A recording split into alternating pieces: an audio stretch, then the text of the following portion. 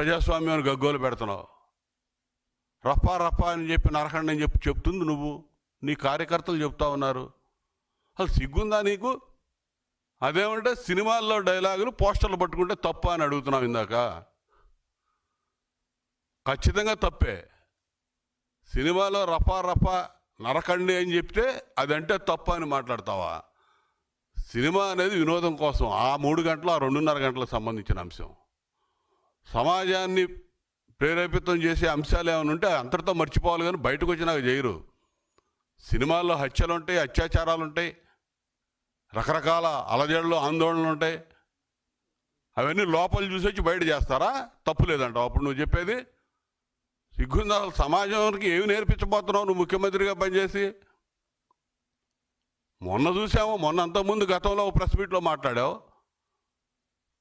రఫా రఫా అని సినిమాలో డైలాగ్ పెడితే తప్పేంటని. ఈరోజు కూడా అదే మాట్లాడావు. ఎవడన్నా చెప్తాడా? సినిమాలో హింస ఉంటుంది, అన్నీ ఉంటాయి, అది అంతటిగా అప్పటికే పరిమితం, కానీ బయటకు వచ్చేయమని చెబుతావు సమాజంలో.